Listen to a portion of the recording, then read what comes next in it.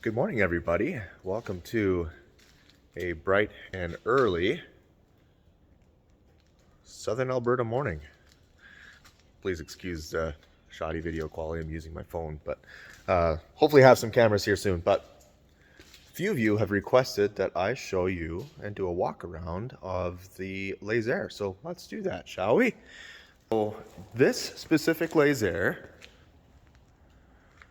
was built in 1982. And it is a Series 2. So it has the Rotax 185s. There were 3 series built by Dale Kramer. So there was the Series 1, which was powered by the 5.5 horsepower Pioneer engines.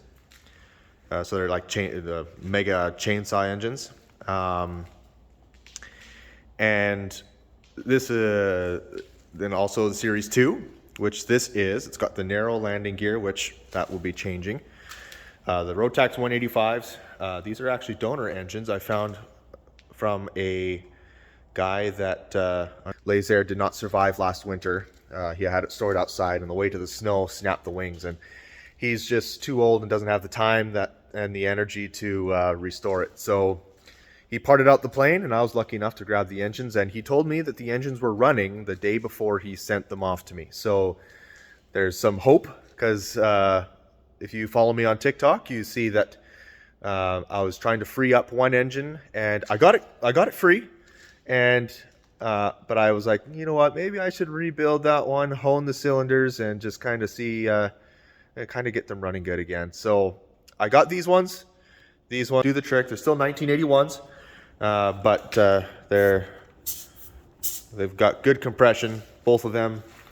And if you also, again, if you follow me on TikTok, you see I've got new propellers. So that's actually why I'm here today, is to grab this hub so I can drill holes in the.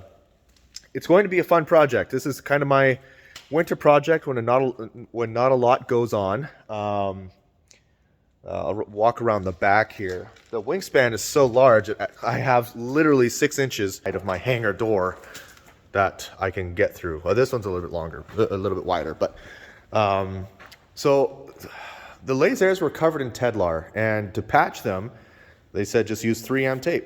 It works really well. Well, it also like crap. So I'm going to tear all of the. You can see this is the day I bought it. Actually, I was trying to shoo a cat away from the wings to load this into the trailer, and the cat tried to climb up the wings. So I scratched the crap out of it, but I was just going to recover it anyway, so no big deal. And I mean, you can see how dusty it is. This plane has sat for 30 years. So you can see, just move my. It's grody, man. Yeah, so this is the Series 2 Lazair, built in 1982. So they call it a tricycle gear tail dragger. Is it tricycle gear or is it tail dragger? Can't have both, right? It sits on its tail when it's at rest, and then as soon as the engines are powered and got air going over the wings, it falls forward onto that front tail wheel. Okay, that's technically a tricycle gear, because there's no wheels on the tail either. So yeah, Series 2, it is a maximum gross takeoff weight of 450 pounds. It's got the empty weight of the Series 2, the way it's set up currently, is about 190 pounds. With full fuel and everything, when I weighed it the other day, it was 192. So I've got room to move, and me, all 180 pounds of me, will have lots of room to gain weight and get fat. Just kidding, I'm not going to do that. These are the control rods that come back to the ruddervator surface. These are, I don't know if they're plastic or nylon. They look like plastic to me, but I'm going to switch these out for nylon. For now, I'm just going to lube these up, some trusty WD-40, and get those fixed up. But This should be a fun project. The Tedlar is actually just attached with foam tape on the inside. So that's what I'm going to do again, is just use foam tape on the ribs. And then I'm actually going to use a marine heat shrink. A lot of Lazair pilots are doing this to recover their aircraft because Tedlar is hard to find. Well, it's easy to find, but it's very expensive. And if they know what you're going to do with it, they most likely won't sell it to you. It's used in greenhouses. It's very good for greenhouses. I mean, it's clear. It's very, very nice stuff for greenhouses. But I've always been kind of skeptical of it on a plane. But I mean, marine heat shrink probably is about the same amount of skepticism. But this is only 2 mil thick, and the marine heat shrink is 5 or 6, might be 7. So it's going to be significantly more, a little bit thicker, a little bit heavier. And it's heat shrinkable, and just like this stuff is. But yeah, it should prove to be a very good system. I've got to watch my head so I don't bonk it, because I've had too many head injuries. But yeah, so you see there, where are the rudder pedals? Never flown a plane without rudder pedals. So that's going to be an interesting trick. But I hear it's just fine. Control yaw with differential engine power. And the rudders, elevator, and ailerons are all tied together with this, the central stick. And as you can hear, it's creaky. But I don't know if you can see the tail surface over there. Let me do this one. So you can see when I move that, it moves everything. And there's the mixer. There's the arm that controls the ailerons. They're not connected, but I'm going to replace all of the bolts and everything. Like I said, it's been sitting for 30 years. So I'm going to change everything So bolts, I mean, these don't matter. I didn't see any rust. Buy inspection, which, yeah, I got a pre-buy inspection on the Ultralight. The previous owner was an AME, so he did it for me anyway, for free. And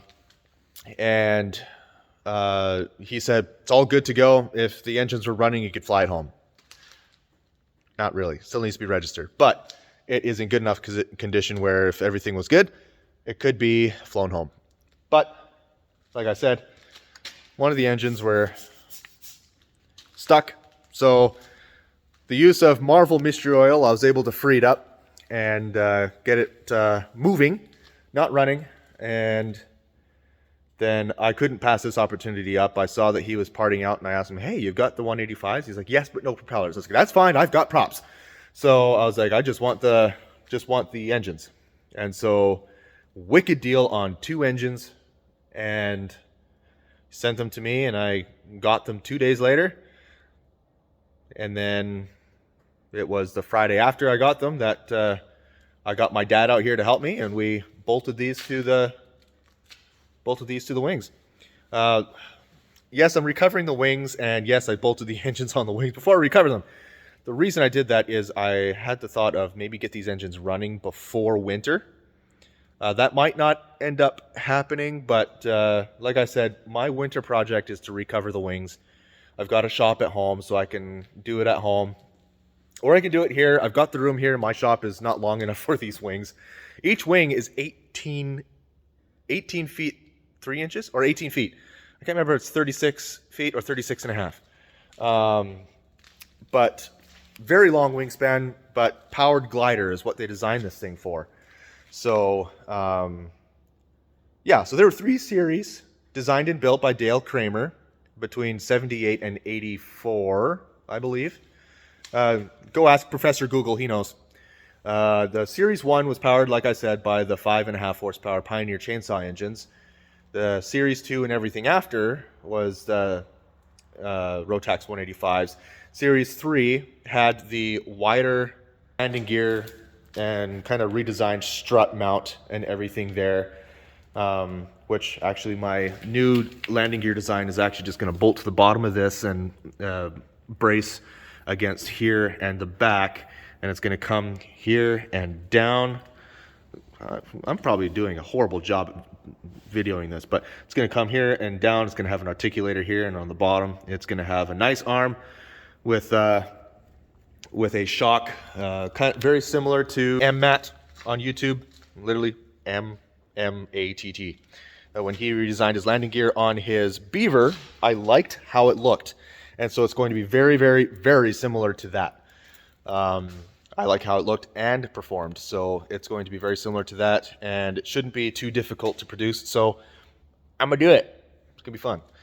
But that's pretty much it, I think. But yeah, so Series 3 had the wider landing gear, and you had the floor-mounted stick instead of the upper-mounted, which I'm gonna have to get used to. But it also had the Series 3 came standard with the rudder pedals, I think. But then there was the